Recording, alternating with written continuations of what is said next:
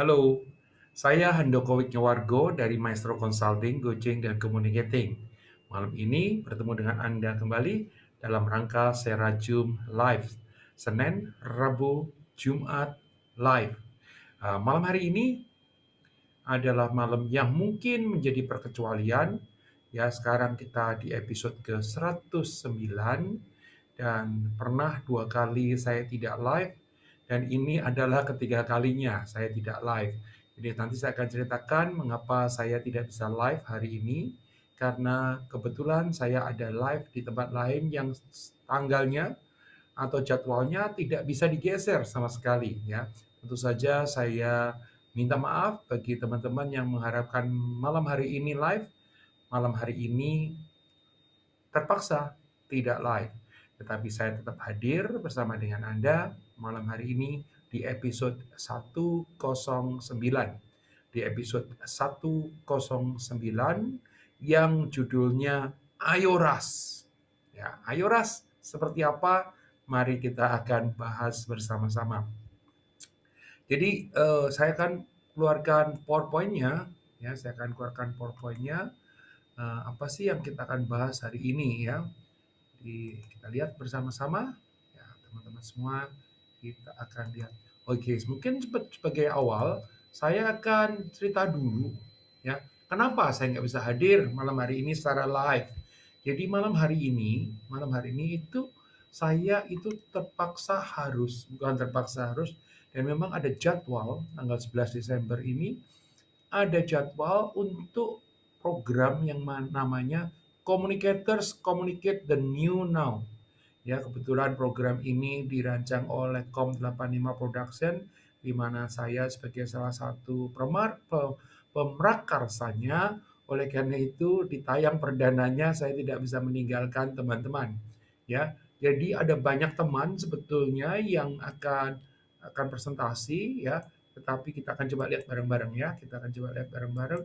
Jadi komunikator the new now ini kita bicara tentang sebuah program ya, webinar, serial webinar terdiri dari 3 ya, di mana semuanya mengkomunikasikan tentang the new now ya.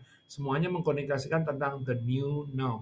Nah, kalau seperti kita lihat di layar ya, ada yang malam hari ini adalah movie in the new now. Movie in the new now. Yang menjadi host adalah Fajar Wiryono ya, dan yang menjadi bintang tamu adalah uh, Prima Rusdi. Prima Rusdi itu seorang script writer ya, dan juga pemenang Piala Citra ya. Terus kemudian dia dikenal dengan sejumlah film-film yang masterpiece, antara lain adalah Ada Apa Dengan Cinta ya, Anda pasti tahu itu, dan sejumlah film yang lain. Nah, ada juga yang akan jadi tamu adalah Shanti Harmain.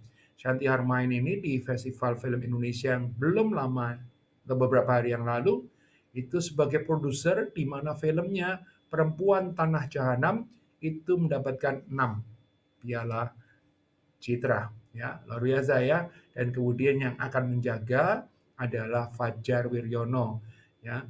Nah, teman-teman semua, ini malam hari ini. Jadi saya ada di sana karena ini adalah kick off program.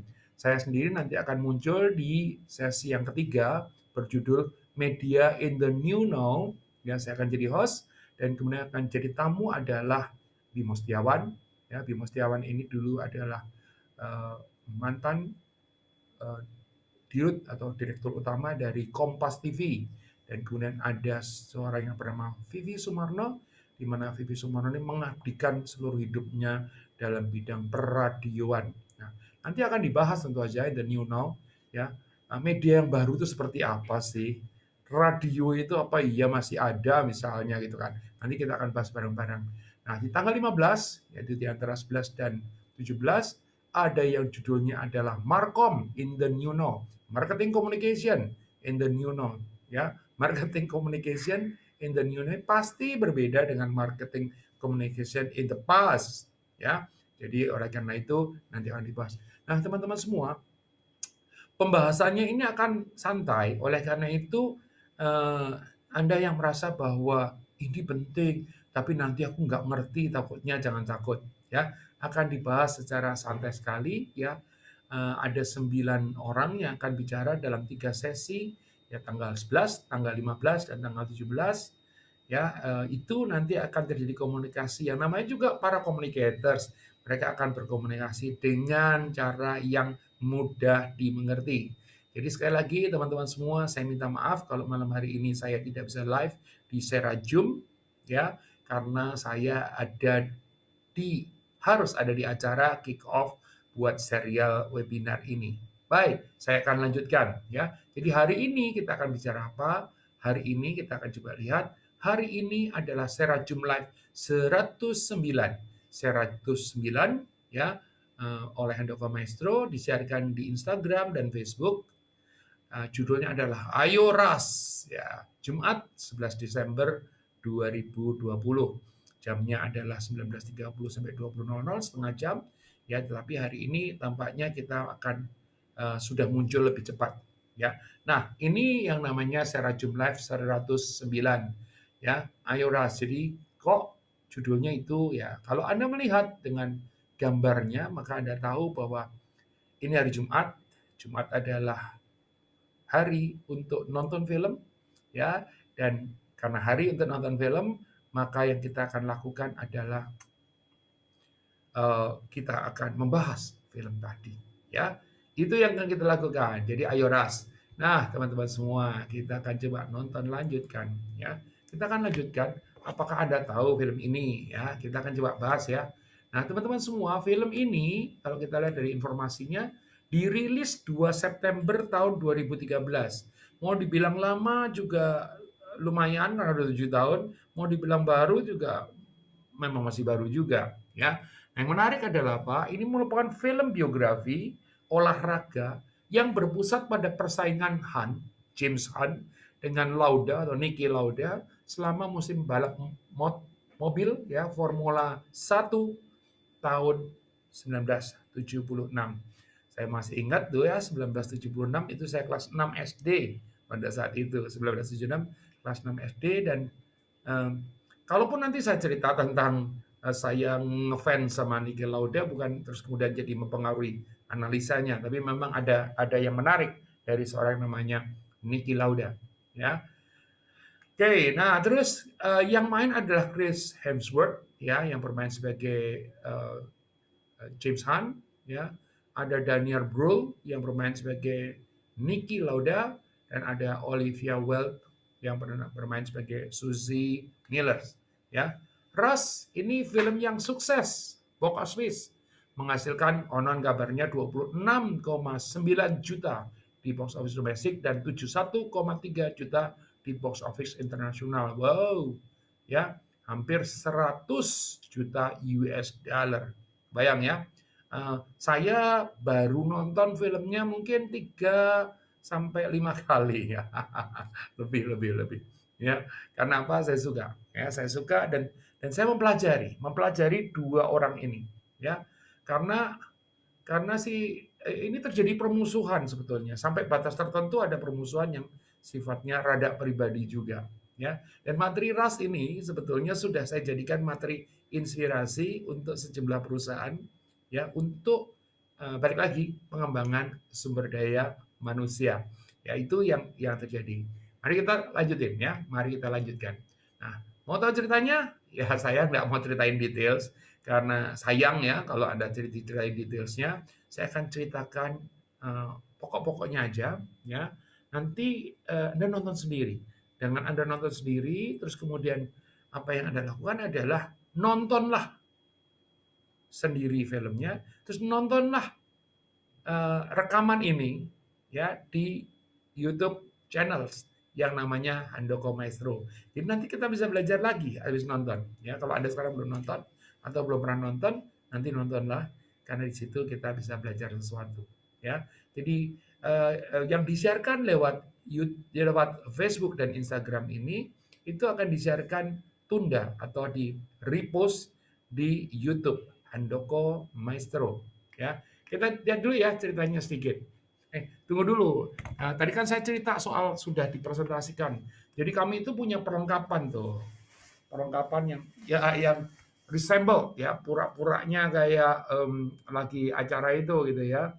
ada programnya. Jadi ini sudah mungkin keliling sekitar belasan perusahaan ya untuk membahas materi ini ya. Materi yang terinspirasi oleh film Rust ya.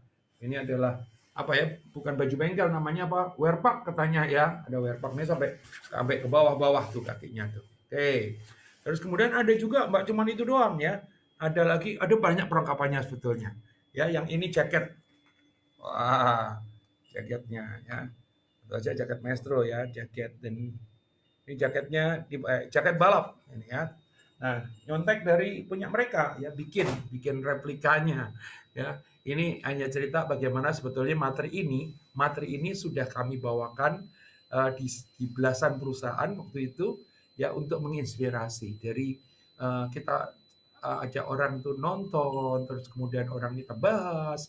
Ya, hari ini tentu saja kita akan bahas dalam versi yang singkatnya ya.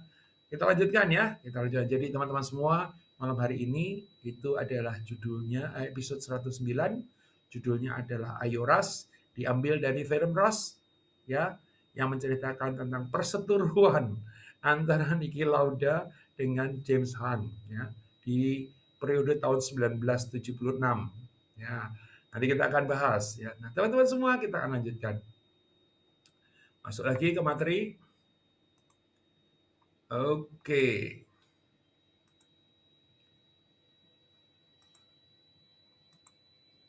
Nah, ceritanya gini, ya. Tadi sudah dibahas pada pertengahan 1970-an ya, sekitar 76-an. Playboy Inggris karismatik James Hunt dan perfeksionis Austria Niki Lauda berbagi persaingan yang intens dalam balap Formula 1.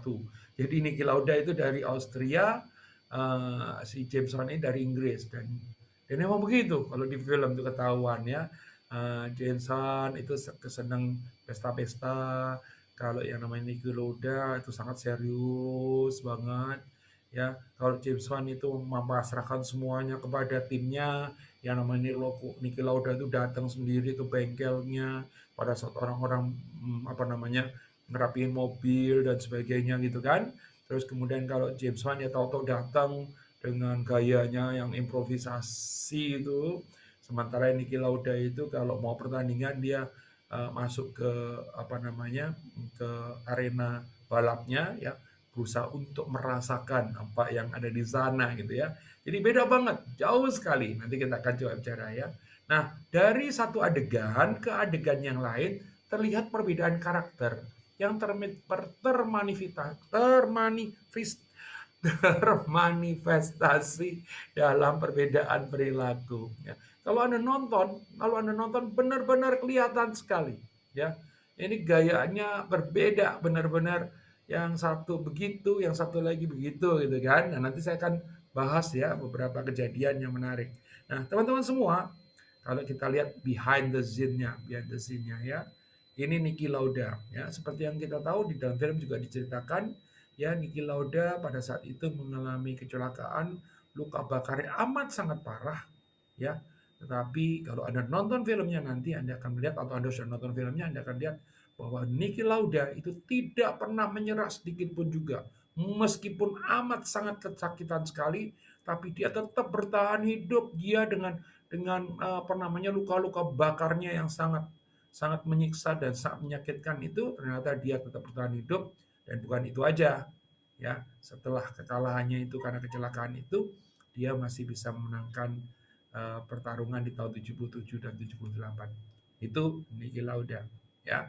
Nah, informasinya ada Andre Nicolas Lauda ya, belum lama meninggal ya, dari tahun 1949 sampai 2019.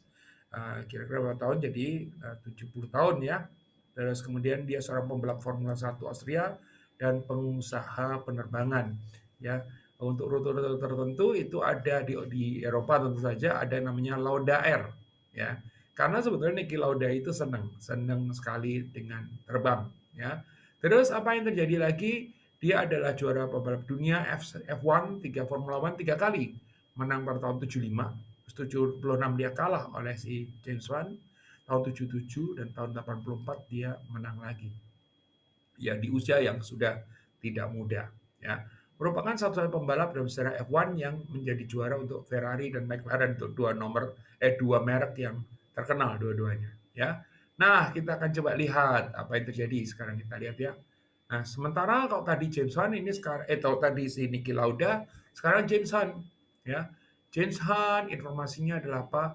James Simmons Wallace Hunt itu dari 47 sampai dengan 93. Jadi cuma berapa ya? 3 tahun, 47 tahun, masih muda sudah meninggal. Kenapa? Ya karena salah satunya karena gaya hidupnya, ya. Terus seorang pembalap Inggris yang menangkan kejuaraan dunia Formula 1 tahun 76 mengalahkan Niki Lauda. Ya, pada saat itu Niki Lauda kecelakaan. Setelah pensiun dari balapan tahun 1979, Hunt menjadi komentator media dan juga pengusaha. Hunt yang sering sembrono dan penuh aksi di track mendapatkan julukan Hunt the Shark. Hunt the Shark. Nanti dicek ya, artinya apa Shan itu. Ya, teman-teman semua, dia dapat julukan khusus Hunt the Shan. Dan dia bangga dengan julukan itu. Sementara kalau dia ngatain si siapa namanya Niki Lauda itu kayak the rat tikus gitu kan. Karena kalau Anda melihat Niki Lauda tuh giginya agak maju kayak gigi gitu, Gus. Gitu ya. Oke, baik. Ini nggak boleh body shaming ya, tapi mereka dulu melakukan itu. Ya, mari kita analisa sedikit ya. Nah, teman-teman semua, pada saat saya nonton filmnya, itu saya teringat pada sebuah konsep yang menarik, ya, konsep yang menarik. Jadi pada saat saya nonton filmnya, saya teringat pada sebuah buku dan sebuah konsep menarik. Ya, apakah bukunya dan apakah konsepnya? Ya, pernah nggak baca buku ini? Ya, judulnya adalah Adversity Quotient, ya, Turning Obstacle into Opportunities, ya. Jadi EQ bukan bukan ya kayak apa jadinya ini A sama Q itu adalah bisa merubah yang namanya obstacles, halangan atau rintangan menjadi kesempatan. Ya, the most important factor in achieving success, kata si Pak Paul Stoltz, pengarangnya. Kita akan coba lihat informasinya berbunyi apa aja sih, kita akan coba lihat. Ya, dirilis tahun 97, saya baca dari pertama kali dirilis, penulisnya Pak Paul, ya, terus EQ adalah skor yang mengukur kemampuan seseorang untuk menghadapi kesulitan dalam hidupnya. Ya, skor untuk mengukur kemampuan seseorang untuk menghadapi kesulitan dalam hidupnya. Waduh, mungkin baiknya juga nih ya, selagi pandemi seperti sekarang ini, perlu kali ngukur EQ-nya ya. Jadi bisa bisa tahu kira sampai sejauh mana ya. Untuk mengukur kecerdasan adversity, Stolti mengembangkan metode penilaian yang disebut Adversity Response Profile atau ARP. Ya, ARP. Ya, ini Pak siapa namanya?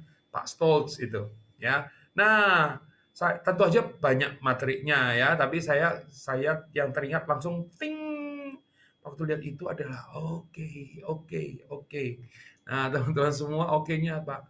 Oh, dia bagi menjadi 3 jenis. Yang utama dulu aja nih ya, 3 jenis. Bahwa ada orang-orang yang menurut si Pak Paul ini adalah quitters. Quit itu kabur kan? Jadi tukang kabur. Ya. Maka dia bilang apa? Mereka tukang kabur baik terhadap diri sendiri maupun orang lain. Jadi dari diri sendiri itu kalau dia punya pekerjaan yang susah ya dia kabur juga. Kalau dia dikasih kerjaan susah sama orang lain jadi kabur juga. Ngilang, nggak tahu mau kemana. Ya mereka tukang kabur baik buat diri sendiri maupun orang lain. Mereka melihat segala tantangan sebagai beban dan sulit untuk dilakukan. Jadi kalau misalnya mendapatkan tugas, mendapatkan target, itu langsung dianggap, aduh berat ini, aduh susah ini, gitu kan. That's typical quitter, ya. Jadi setiap kali mendapatkan tantangan, setiap kali mendapatkan beban, maka mereka merasa itu sebagai beban dan tidak mudah untuk dilakukan. Di dalam hidup ini apa sih yang mudah? Tidak pernah ada yang mudah, betul? Ya, terus kemudian mereka seringkali menjadi penggosip, pembisik, sekaligus pematah semangat. Mereka berharap orang lain tidak melakukan yang mereka tidak mau melakukan. Nah, ini paling bahaya. Jadi orang-orang yang quitters, ini pengen orang lain jadi quitters juga. Sehingga kompakan, pada saat semua orang jadi quitters, dia bukan quitters. Ya, nanti kalau misalnya katakanlah seorang yang quitters ini, kalau ada yang, gue cobain ah, nggak mungkin lah, mana mungkin bisa, udah mustahil lah itu. yang berani taruhan gua kalau lu nggak bisa gitu kan. Semacam-semacam itu. Ya, dia pembisik, penggosip. Misalnya katakanlah ada orang fight, mau fight, mau fight, mau fight. Terus kalau dia quitter dia bakal bilang, lu tuh kerja gitu keras-keras itu buat siapa sih? Ada bos lu juang yang menikmati, kita juga enggak gitu kan. Misalnya contohnya, ya, penggosip, pembisik, pematah semangat. Mereka berharap orang lain, mereka berharap orang lain itu tidak melakukan seperti yang mereka lakukan agar supaya sama-sama lah, sama-sama nggak jalanin gitu kan. Nah, sebetulnya analogi ini adalah analogi seorang yang naik ke gunung, ya. Kalau naik gunung adalah yang quitters. Gua ngapain naik gunung gitu kan. Oke, itu ya contohnya. Nah, teman-teman semua, ini jenis yang pertama, quitters. Oke, jadi saya waktu nonton Rust dan kemudian di dalam film Rust itu dipertentangkan antara dua orang ini terus, terus dan terus, terus dan terus dan terus dan terus dan terus. Akhirnya saya bisa menemukan bahwa oh iya ini kayaknya deh ya nyambung sama konsep ini. Apakah mereka dua-duanya quitters? Tidak sama sekali. Ya, baik Niki Lauda maupun James Bond tidak ada satupun yang quitters. Ya, mereka adalah enggak quitters.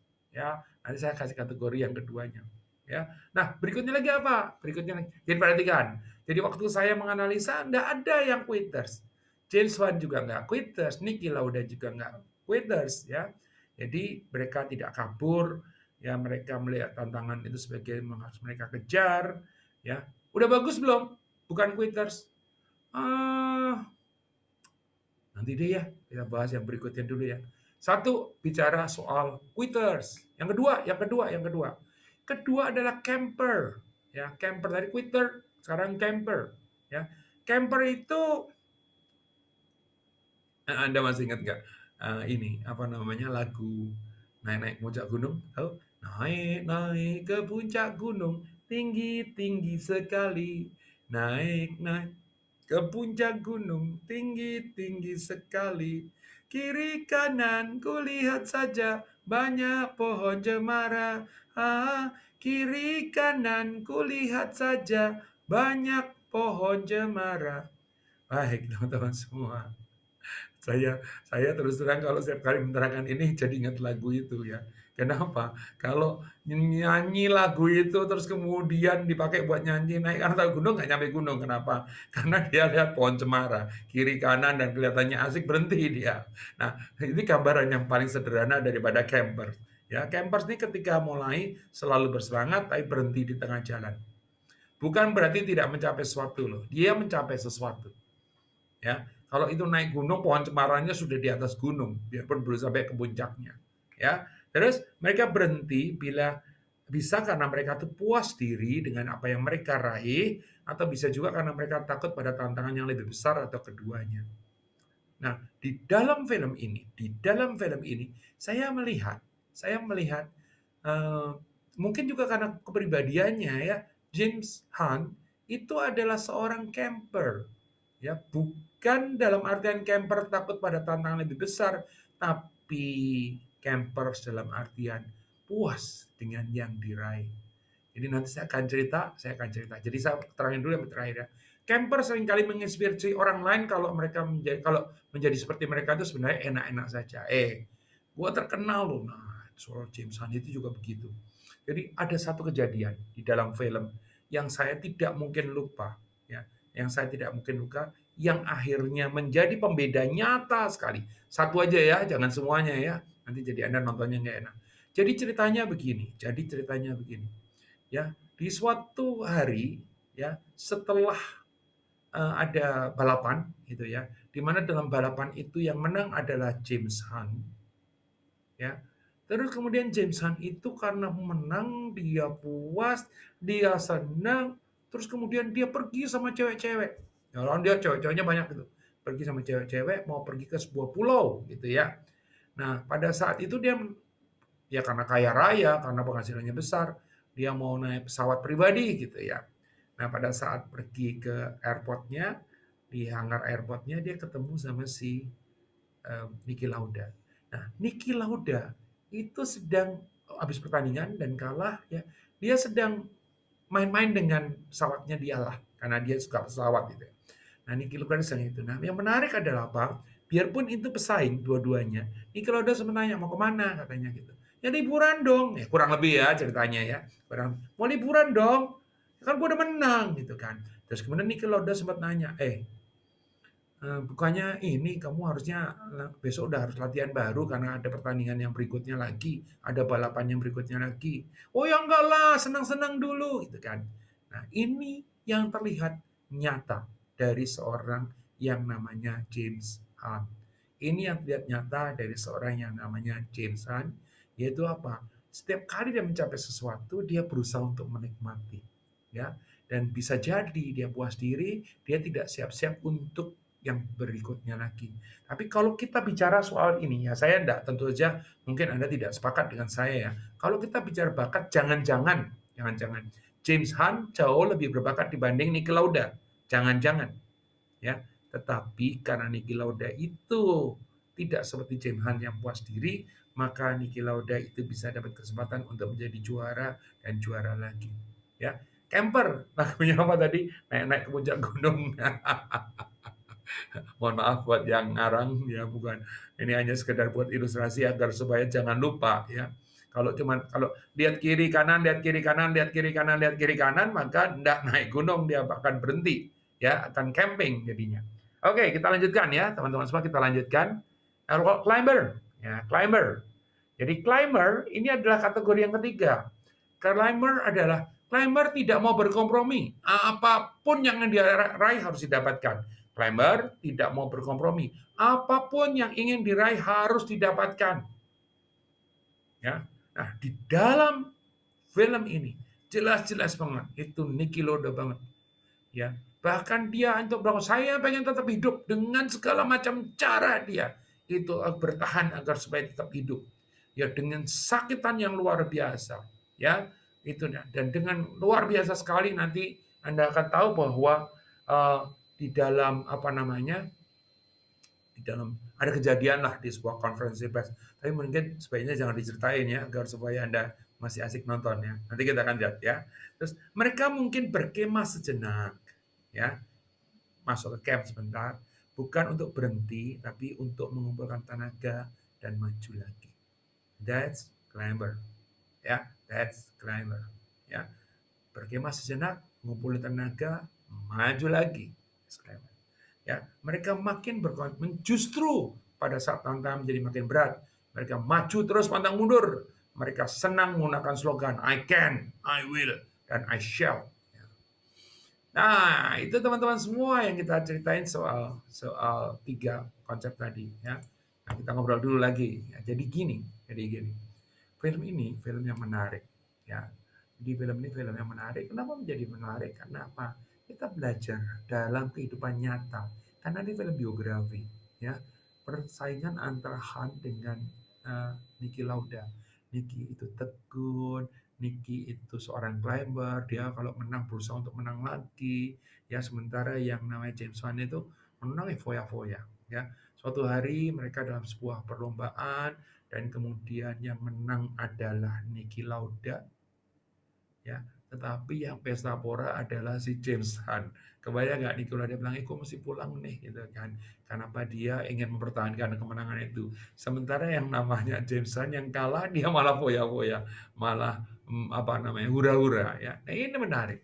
Ya, film ini buat saya ya adalah, dan mudah-mudahan buat Anda juga begitu, film yang memberikan gambaran ya tentang tiga-tiganya tidak ada satupun yang quitters. Tidak ada satupun dari dua-duanya itu yang quitters, ya. Tapi kalau kita melihat, ya menganalisa, ya nggak persis harus 100% begitu. Tapi yang namanya James Wan itu cenderung adalah camper, sementara yang Niki Lauda itu cenderung untuk menjadi climber. Ya, mereka itu apa yang terjadi? James Hunt hanya menang sekali, ya, sementara yang namanya Niki Lauda akhirnya setelah menang sekali dia dikalahkan James Hunt dan masih menang 2 kali lagi. Begitu teman-teman semua. Kita masukin ke materi selanjutnya. Ya, apalagi yang diceritakan di sana. Oke, seperti biasa kan selalu ada yang ini ya, apa namanya, cerita di balik cerita tadi ya. Nah, kita lihat. Nah, sekarang pertanyaan saya, tipe manakah Anda? Apakah tipe yang quitters? Ya, ini tipe quitters nih. Kalau istilahnya kenapa kok ada gambar itu bendera putih, menyerah langsung. Belum mulai dah. Atau tipe yang campers, yang tukang camping. Ya, kalau kita sudah mencapai sesuatu terus kemudian kita merasa cukup dan kemudian berhenti di situ, atau tipe yang namanya climbers, yang terus memanjat, terus memanjat, terus memanjat, terus memanjat, terus sampai naik ke atas. Itu yang terjadi, teman-teman semua. Nah, sebelum saya masuk ke Four Lesson from Rust movie, saya mau cerita dulu. Suatu hari itu saya mendapatkan klien, jadi diundang oleh klien, kebetulan oleh owners ya. Jadi dia ceritanya begini. Perusahaan dia, katakanlah industri tertentu gitu ya, itu punya anak buah yang pinter, setia, jujur, dan inovatif. Ya. Cakep banget dong. Pinter, setia, jujur, dan inovatif. Waduh, luar biasa mestinya ya. Ya, tapi dia pusing kepala. Kenapa dia pusing kepala? Tadinya dia tuh hanya di jalur industri tertentu. Ya, terus kemudian dia berpikir, industri ini kan fluktuatif, naik turun, naik turun, naik turun. Karena dia naik turun, naik turun, naik turun, dia berpikir, kalau gitu saya mesti backup dengan industri lain yang kalaupun industri tertentu tadi itu sedang turun, industri lainnya itu masih bisa bertahan atau masih bisa bergerak, jadi kehidupan terus bisa berjalan, ya, tidak terganggu, ya. Nah, oleh karena itu, ya, dia mulai membuka proyek baru, ya, proyek baru. Dan dia tahu persis, ya, para eksekutif puncaknya ini ada beberapa yang mampu menjadi katakan di sini direktur, bisa jadi presiden direktur di perusahaan yang baru. Tapi apa yang terjadi? Yang dia pusing adalah apa? Karena tidak ada yang mau pindah. Tidak ada yang mau pindah. Kenapa tidak ada yang mau pindah? Karena apa? Karena di sini udah nyaman di tempat yang lama. Ya, kalau pindah ke tempat baru, yaitu dengan jabatan baru, dengan gaji kan tidak nyaman. Ya, nah ini yang terjadi dan itu sulit sekali, sangat sulit. Tetapi seandainya nanti industri yang baru atau perusahaan yang baru ini terus dikasih ke orang lain untuk menjalankan, maka yang di sini juga akan teriak-teriak. Jadi ini menarik. Nah, akhirnya kami bantu juga agar supaya bisa terselesaikan ya. Dan dengan teori tadi itu, quitters, camper sama climber ya. Nah, itu yang terjadi. Nah, kita akan masuk ke bagian terakhir daripada presentasi yang akan menceritakan tentang sebetulnya apa yang terjadi ya. Apa? Nah, biasa kita selalu ada lesson learn-nya ya. Mungkin hari ini kita mau apa namanya membahas beberapa kutipan. Ya, ini si Niki Lauda ya. Knowledge is power katanya. Ya, God give me an okay mind, but really good ass, which can fit anything in a car, kata si Niki Lauda. Nah, ini saya nggak mau bahas kutipannya dia. Saya mau bahas bahwa Niki Lauda itu percaya banget bahwa yang namanya pengetahuan itu adalah kekuatan. Jadi yang dia lakukan itu adalah terus menambah pengetahuan. Dan dia pengen hands on. Jadi pengalamannya itu bukan cuma sekedar percayakan pada orang lain, tapi dia ini. Jadi dia pergi ke tempat ngeset mobilnya, ya dia ke lapangan, dia bicara kepada para teknisi, dia ikut mikir, dia melakukan research dan bicara diskusi dengan orang karena dia percaya knowledge is power. Menjadi beda jauh banget dengan si James Wan yang pokoknya gua tahu beres, gua naik atas mobil langsung jalan gitu ya. That's knowledge is power. Dan kemudian apa lagi yang kita lihat ya? Relationship are everything. You know Nikki, every now and then it help if people like you. Memang um, ada satu yang kurang banget dari Niki Lauda adalah dia itu kurang kuat membangun relationship ya. Jadi makanya dia dikritisi oleh si James Hunt ya, bahwa sekarang atau nanti ya, uh, yang namanya hubungan baik itu penting ya, terutama untuk orang semacam lu. Jadi Niki Lauda ini agak kaku, Niki Lauda ini mungkin kurang fun gitu kan, sehingga enggak, beda jauh banget dengan kalau yang James Hunt yang memang fun dan sangat ini ya. Resilience build winners. Ini tercermin banget dari si Niki Lauda ya. Jadi dia bertahan, Ya, kalau Anda lihat ini sudah nggak parah, artinya sudah kering lukanya, ya. Pada saat lukanya belum kering, lebih parah lagi, gitu kan. Jadi dia bertahan, dia gigih, ya, karena dia yakin dia bisa menjadi juara. Dia bisa jadi juara. Nah, terus yang terakhir adalah apa? Ini kalau dari ini adalah mestinya kata si siapa James Hunt tuh harus fun dong, ya.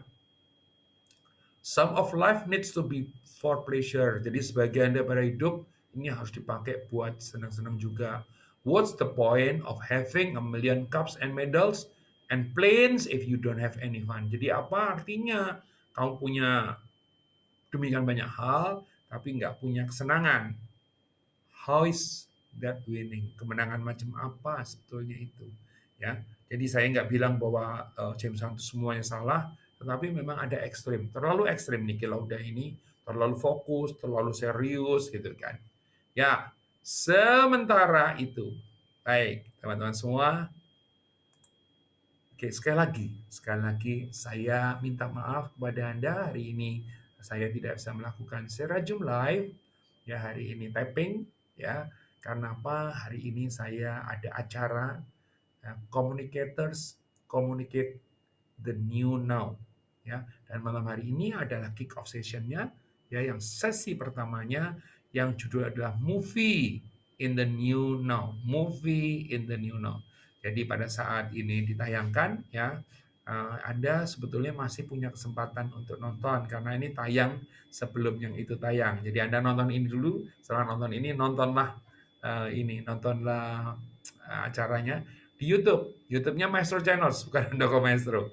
Jadi ada dua YouTube ya. YouTube-nya adalah Maestro Channels.